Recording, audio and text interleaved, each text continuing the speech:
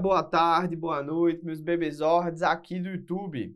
Quem fala aqui com vocês sou eu, Felipe Marinho, coordenador de pediatria do Eu Médico Residente. E nós vamos dar sequência a mais um Aprendendo com Questões. Vamos dar continuidade à série Cardiopatias Congênitas, discutindo hoje o penúltimo tema desse Aprendendo com Questões, dessa série Cardiopatias Congênitas, que vai ser transposição de grandes artérias. Então você que está se formando, você que vai fazer prova de residência médica, você que já está na prática, se não está inscrito no canal, já vai aqui e se inscreve para ter acesso a todo o conteúdo que nós disponibilizamos aqui na plataforma. E aproveita e vai lá no Instagram também para se inscrever, para ter acesso ao conteúdo cada vez mais atualizado. É muita coisa boa que é colocada tanto aqui quanto lá. Então, vamos dar início, como vocês já estão acostumados aqui, com a primeira questão para abrir o tema. E é bem simples, tá? Inari 2021 perguntou: qual é a cardiopatia cianótica mais comum nos recém-nascidos? Então, na hora que a gente pensa em cardiopatia cianótica, a gente já sabe. Nós precisamos lembrar a anatomofisiologia do coração. E nós sabemos que todas as cardiopatias conseguem ser colocadas em três grupos principais, que seriam as cardiopatias de normofluxo pulmonar, então não existe mudança da quantidade de sangue que chega no pulmão. As cardiopatias de hiperfluxo pulmonar, que são aquelas cardiopatias que o shunt é esquerda-direita predominante. Então, se você ainda não assistiu os vídeos anteriores, aproveita e vai lá. Então, a gente já falou de CIV, de CIA, de persistência do cano arterial, defeito do septo atrioventricular, que são as cardiopatias que a gente mais lembra com hiperfluxo pulmonar. E também temos as cardiopatias de hipofluxo pulmonar, aquelas cardiopatias em que o fluxo para o pulmão está diminuído, em geral, associado a uma diminuição na passagem do sangue através da artéria pulmonar, através da válvula pulmonar. Então, pode ser estenose pulmonar pura, pode ser uma tetralogia de Fallot, que também já foi discutido aqui nessa série de cardiopatia congênita. Se tiver interesse, volta lá um pouquinho que você vai encontrar esse vídeo. De forma geral, as cardiopatias são assim classificadas, mas há quem faça a classificação com base nas manifestações clínicas. E qual é a manifestação clínica que mais chama atenção na pediatria? Então, é a clínica lá que nós chamamos de insuficiência cardíaca. Então, é um paciente que tem taquipneia, taquicardia, tem desconforto respiratório, tem sudorese do polo cefálico durante as mamadas, é uma criança que tem hepatomegalia, infecção respiratória de repetição, ou ainda, quando você solicita uma radiografia, tem lá uma cardiomegalia, tem também na história clínica um déficit ponderostatural. E essas pessoas, essas crianças que evoluem com essa clínica típica, em geral, vai ter o diagnóstico lá na frente de cardiopatias de hiperfluxo pulmonar. Por quê? Porque as cardiopatias de hiperfluxo pulmonar são aquelas que vão tendo a clínica progressiva, com base na redução da pressão pulmonar. Então lembra, a pressão pulmonar cai aos poucos, com isso há um aumento do shunt esquerda-direita, há um aumento do hiperfluxo e aí o paciente tem essa clínica mais importante. Só que essa instalação, em geral, ela é progressiva. A gente tem, pessoal, dentro das cardiopatias de hipofluxo, um diagnóstico, em geral, mais direcionado. Por quê? Porque o hipofluxo pulmonar, costumeiramente, ele evolui com cianose. Então, as cardiopatias de hipofluxo, em geral, também podem ser classificadas como cardiopatias cianóticas. Porque se eu tenho a diminuição do fluxo para o pulmão, eu posso ter uma questão de diminuição na hematose. Então, eu tenho uma saturação baixa do sangue que chega na circulação sistêmica e meu paciente evolui com cianose. Felipe, toda cardiopatia cianótica é de hipofluxo pulmonar? Não. E nem toda cardiopatia de hipofluxo tem cianose. Só que notem, se o meu paciente tem uma cardiopatia de hipofluxo que cursa com cianose, em geral ele chega por esse motivo na emergência. Ele não vai ter um quadro de evolução progressiva, porque a cianose, que vai ser a coloração arroxeada de mucosa, e lembra também da região perioral, porque eu estou falando aqui da cianose central, vai ser o direcionador para essa manifestação clínica, para esse diagnóstico. Então, eu consigo diferenciar em relação ao fluxo pulmonar e também consigo diferenciar em relação à presença ou não de cianose. Cardiopatias cianóticas, cardiopatias acianóticas. E eu também posso colocar outro grupo de patologias, que seria as doenças obstrutivas. E quando eu falo doença obstrutiva, em geral, eu estou falando de doenças obstrutivas do ventrículo esquerdo. Então eu tenho uma restrição do fluxo sistêmico. Quem é que é o exemplo aqui? Coarctação da aorta é o mais típico e é justamente o assunto que a gente vai discutir no último tema aqui dessa série Cardiopatias Congênitas. Mas eu também posso falar de hipoplasia do ventrículo esquerdo, estenose aórtica crítica, interrupção do arco aórtico, então tudo isso ali, ó, tá dentro desse contexto. Felipe, e a transposição de grandes artérias? Ela entra aonde? Pessoal, a transposição de grandes artérias, ela pode se manifestar de diversas maneiras. Por isso que ela é tão interessante e a gente vai começar a discuti-la neste exato momento. A transposição de grandes artérias, ela tem sua importância devido às manifestações clínicas poderem ser diferentes, em relação principalmente à presença ou não de CIV, mas daqui a pouco a gente entra nisso. Mas também é importante porque ela é a cardiopatia congênita mais comum no período neonatal. Ah, Felipe, por que ela é a mais comum do período neonatal? Porque, pessoal, imagina, se você tem uma transposição de grandes artérias, a manifestação clínica ela é precoce. Então você consegue observar esse paciente ali, ó, nas primeiras horas de vida, nos primeiros dias de vida. Você não passa batido por muito tempo. É diferente, por exemplo, de uma tetralogia de Fallot, que você pode ter alguns pacientes que têm uma boa anatomia com diagnóstico mais tardio. Então, se a questão pergunta qual a cardiopatia congênita mais comum do período neonatal, a sua resposta é transposição de grandes artérias.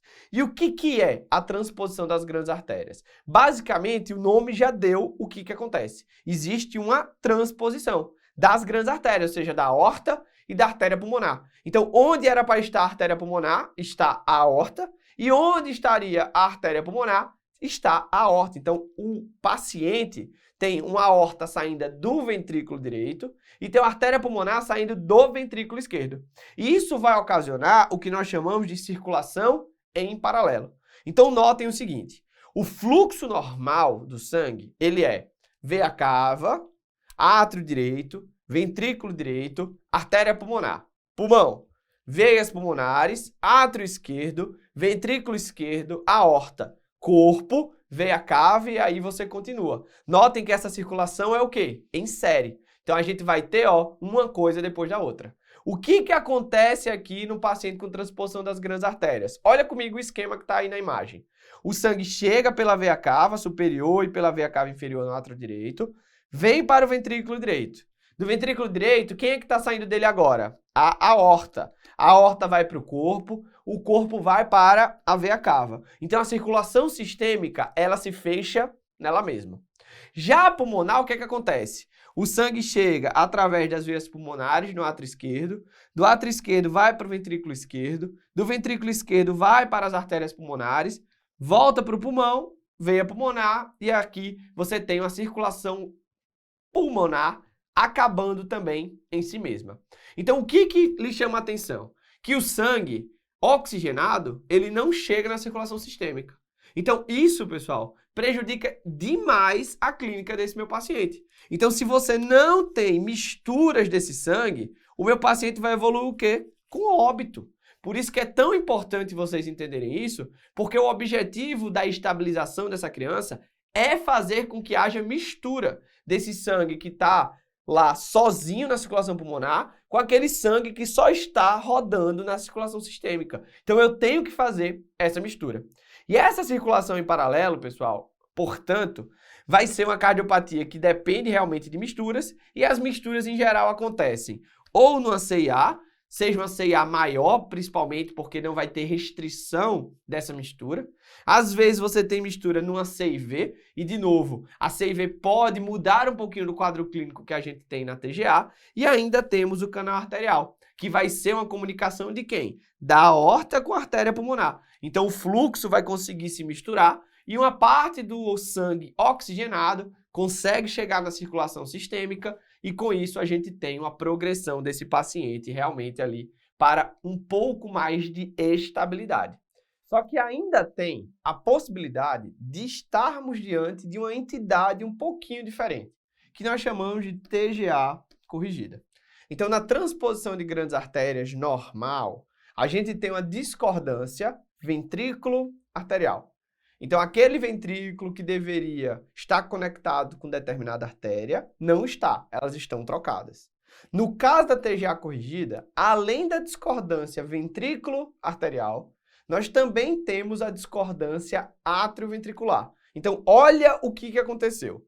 O átrio direito, que recebe o sangue da veia cava, está conectado com o ventrículo esquerdo, e esse ventrículo esquerdo está conectado com quem? Com as artérias pulmonares. Então está tudo certo. O que mudou? O ventrículo. Porque o ventrículo esquerdo deveria estar conectado no átrio esquerdo e na aorta, aqui esse ventrículo esquerdo foi para o outro lado. Então eu tenho um fluxo pulmonar mantido, tranquilo. Chega do sistêmico e vai para o pulmonar. Aí, dessa artéria pulmonar, o que é que vai acontecer?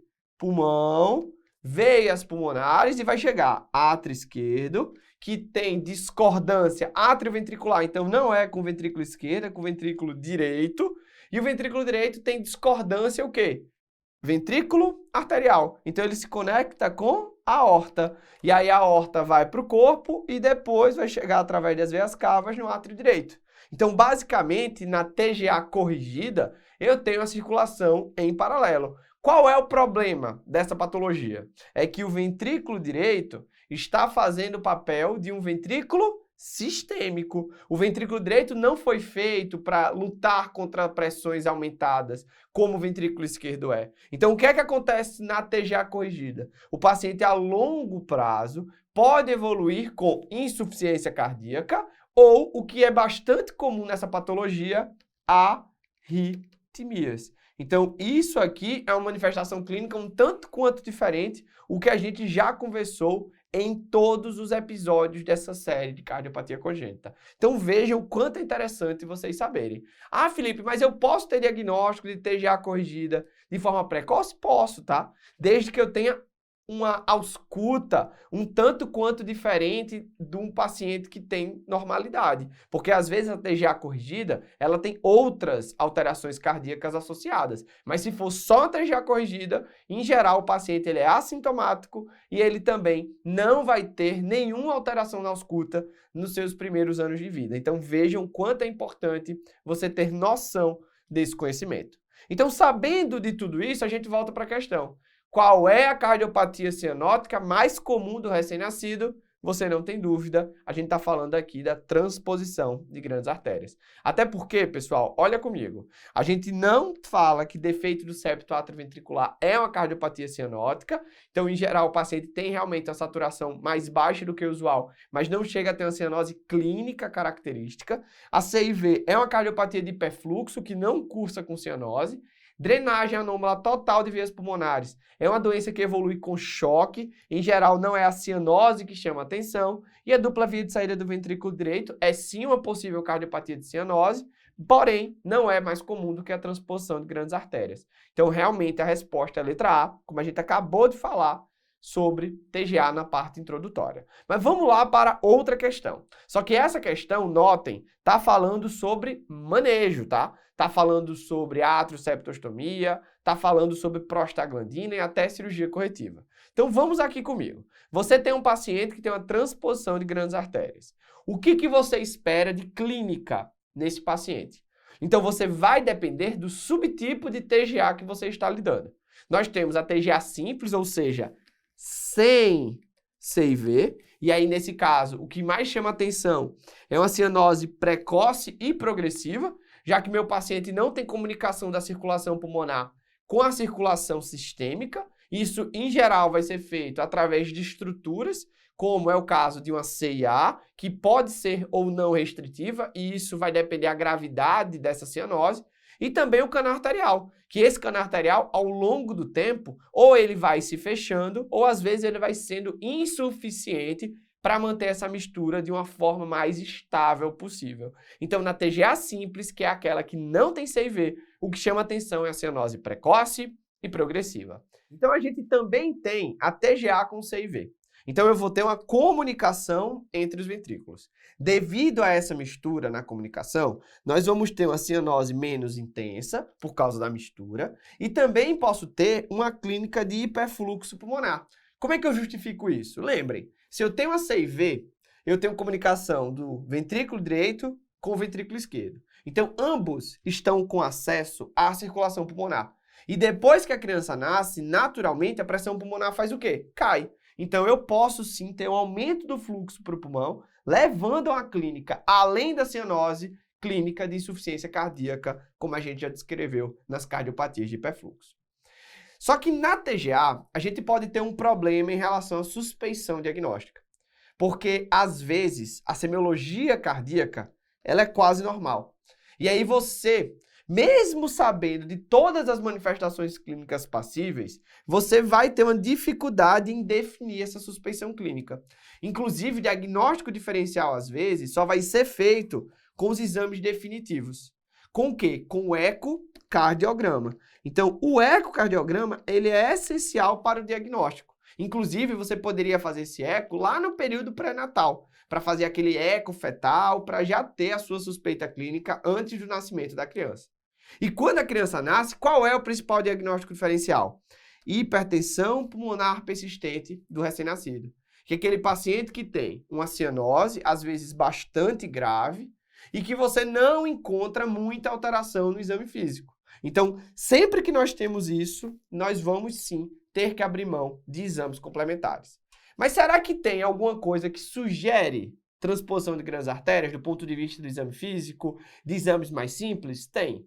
A gente pode encontrar uma B2 hiperfonética, que também pode ser encontrada na hipertensão pulmonar persistente do recém-nascido, mas na transposição das grandes artérias, até pelo posicionamento desses grandes vasos, essa B2 ela é única. Isso é legal. A outra coisa que também pode fazer você imaginar que vai sugerir a TGA é um paciente que tem uma cianose precoce, uma cianose progressiva, tem uma B2 hiperfonética única e na hora que você pede um eletro, tá lá, sobrecarga ventricular direita, já que o ventrículo direito está sendo responsável pela circulação sistêmica. E se você quiser ainda mais corroborar com sua suspeita clínica, você pode solicitar um raio-x. Esse raio-x de tórax aqui, por exemplo, ele é bem típico da TGA, que é o achado do ovo deitado. Então, se você observar, você tem, ó, um ovinho bem bonitinho aqui, ó, deitado no diafragma. Esse é o sinal que sugere transposição de grandes artérias. Mas, Felipe, beleza. Pensei em TGA, e aí eu me pergunto, o que eu faço? Eu preciso saber disso? Tenho que saber como manejar a transposição de grandes artérias? Preciso, tá? A gente vai ter que, numa situação ideal, tornar essa criança estável até ela chegar no ambiente terciário, no serviço especializado.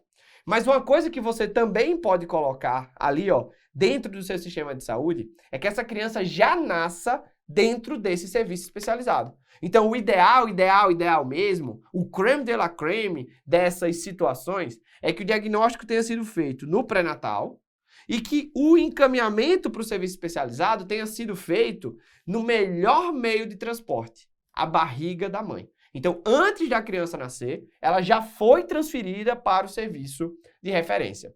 E por que isso é importante? Porque a minha criança, ela vai precisar ser estabilizada. E essa estabilização vai precisar de algumas coisas que, em geral, vão ser melhores feitas nesses serviços especializados. Por exemplo, eu vou ter que avaliar um suporte respiratório, porque meu paciente sim pode evoluir com insuficiência respiratória.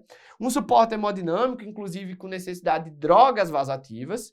Eu vou precisar corrigir os distúrbios hidroeletrolíticos, os distúrbios ácido-básicos para melhorar a condição clínica do meu doente. E quando nós temos uma situação que toda essa mistura da circulação sistêmica com a circulação pulmonar é feita no canal arterial, eu vou ter que prescrever quem? A prostaglandina. O que é que a prostaglandina faz? Ela mantém o canal arterial aberto, que pode ser a estrutura que faz a mistura desse sangue. Então, a TGA é uma cardiopatia congênita dependente de canal? Sim, a gente vai precisar mantê-lo aberto. Ah, Felipe, o meu canal arterial ele está aberto, ele tem um tamanho bom, ele faz essa mistura, mas essa mistura ainda assim não é suficiente. Existe alguma outra coisa a ser feita? Tem. A gente chama isso de procedimento de Raschkein. O que é esse procedimento? Eu entro no cateterismo e vou lá no septo intra-atrial e faço uma expansão do balão e puxo o septo, fazendo aqui uma atrioseptostomia.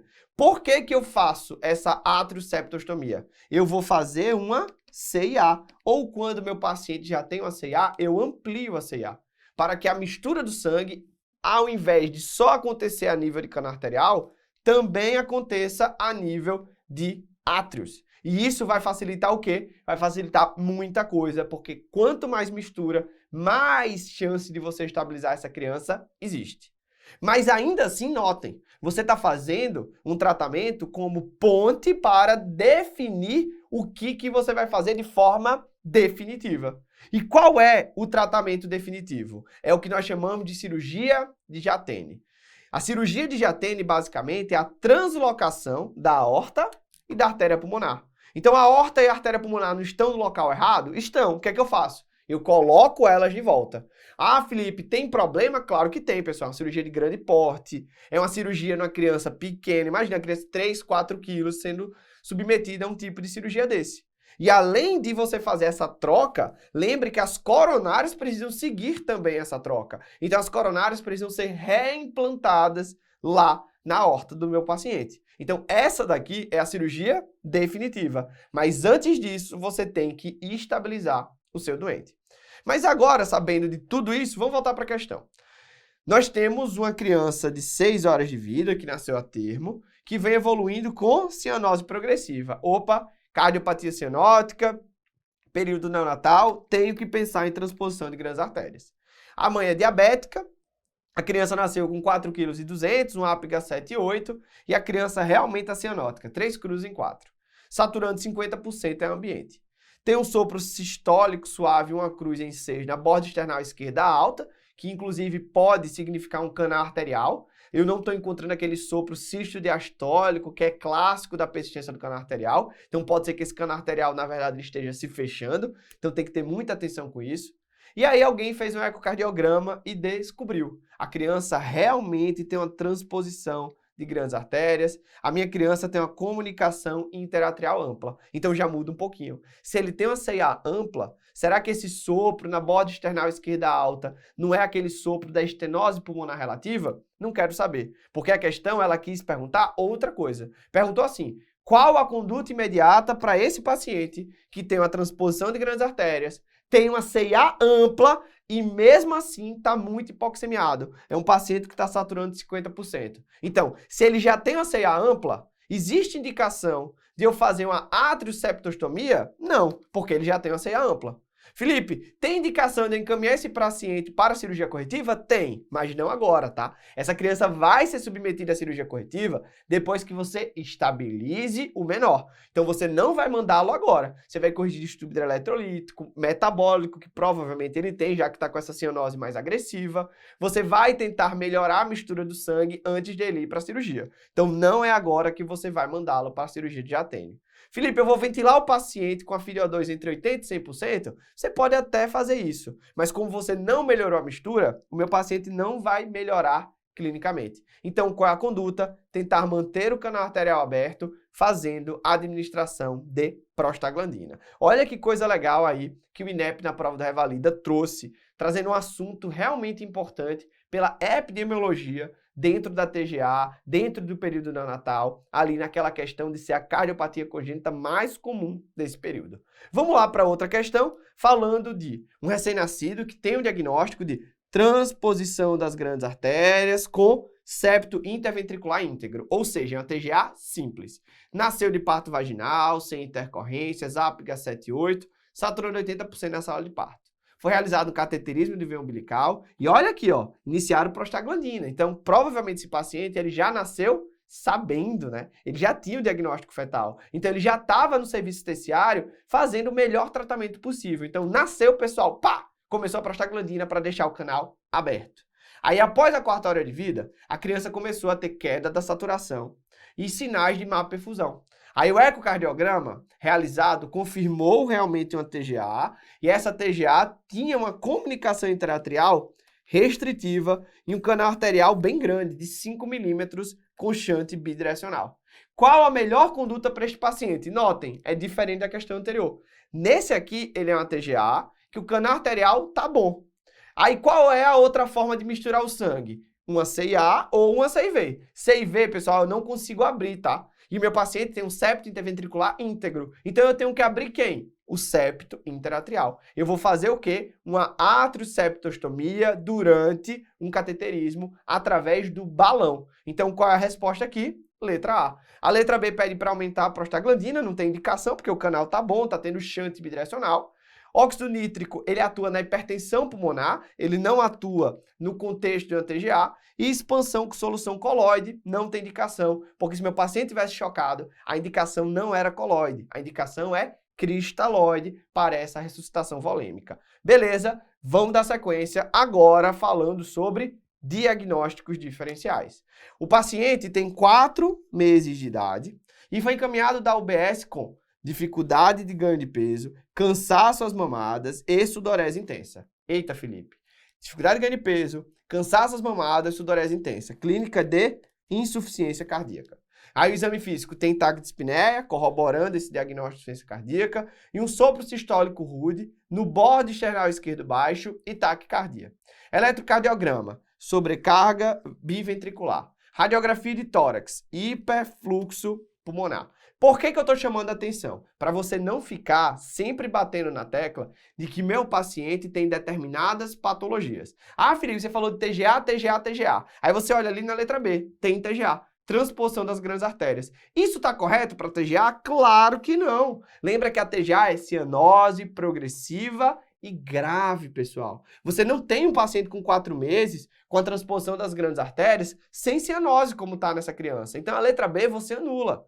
Do mesmo jeito, a letra A está falando da atresia de válvula tricúspide. A atresia de válvula tricúspide com estenose pulmonar é uma cardiopatia cianótica. Meu paciente não tem cianose. Aí você vai lá para a letra D. Tetralogia de Fallot. O que é que tem na tetralogia de Fallot? Também tem cianose. A gente já falou isso nas outras aulas da série Cardiopatia Congênita. Então já vai lá atrás e vê. Não tem como ser. Então qual é a melhor resposta? Cardiopatia de hiperfluxo clássica, a mais frequente, comunicação interventricular com repercussão hemodinâmica. Então, para a gente terminar, eu trouxe uma questão de diagnóstico diferencial para você ir relembrando o que a gente já discutiu tanto aqui nessas aulas. Então, espero que vocês tenham gostado. A gente termina aqui mais uma das aulas da série Cardiopatias Congênitas. A próxima será a última, com a arctação da aorta. Então, qualquer dúvida, já comenta aqui embaixo e, óbvio, deixa o like para esse vídeo. Então, vejo vocês no próximo Aprendendo com Questões.